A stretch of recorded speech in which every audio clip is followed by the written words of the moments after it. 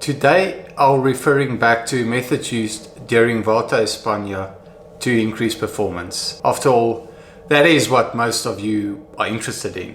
A quick fix. As your parents have preached to you many times before, I'm sure, there are no quick fixes, especially in cycling. But when you are riding at our level, when 1% is the difference between winning and losing, I will tell you what we perceive as marginal gains. After all, marginal gains is a word frowned upon. So if you are that person interested in marginal gains and the 1%, this vlog might be for you. But before I start, as you can see, we bought our first home, so I'll show you around later on. I think back to all the better days when I used to be young and free.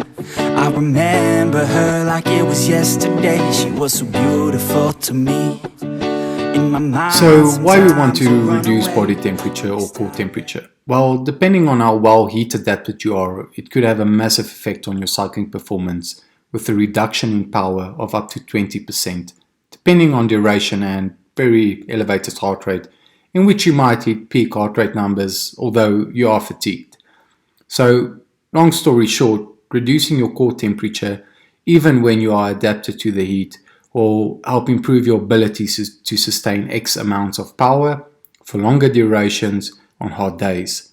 And obviously the ice vest covers a greater volume of your body to cool it down appropriately, as opposed to popping a few ice cubes in your shirt down the back.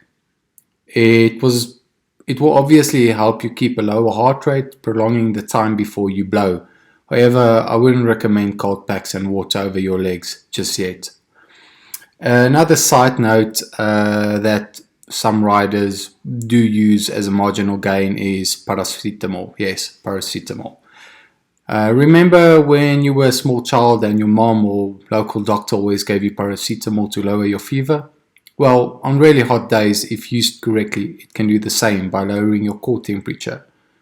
Long story short, paracetamol promotes heat loss through cutaneous vasodilation by inhibiting the synthesis of prostaglandin, and promotes more sweating. However, I'm not a doctor and simply sharing my knowledge, what I've learned from the best doctors in the world, and by no means do I recommend using it unless discussed with your professional healthcare practitioner, but more so sports doctors, because a normal GP and sports doctor, in my opinion, their knowledge are worlds apart.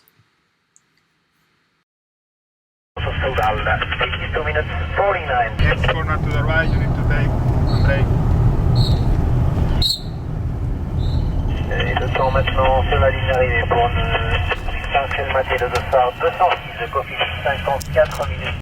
And just another side note, tramadol, widely used in the peloton before, was banned now actually, but it does the exact opposite as paracetamol and actually rises the body temperature, reduces alertness and damages your stomach even more. So no idea why it was used as much, except when using it correctly for pain management, for after serious injury, or a hard crash with loads of road rash. However, we live in a world where people still kill each other and don't think of long-term consequences, so we always have people misusing the system. Thank you for watching this vlog. You're probably wondering what might be next up, so if I've got time in the next vlog, I'll be talking about our new home, contract extensions, my knee, the stitches came out last night, a little bit early, but it seems that there's no infection for now. It still looks a bit funny though, so still being very cautious. Till next time, I'm Willie Smit, and once again, I hope I didn't waste your time. Thanks for watching. Cheers. Be safe out there and all the best. My best wishes.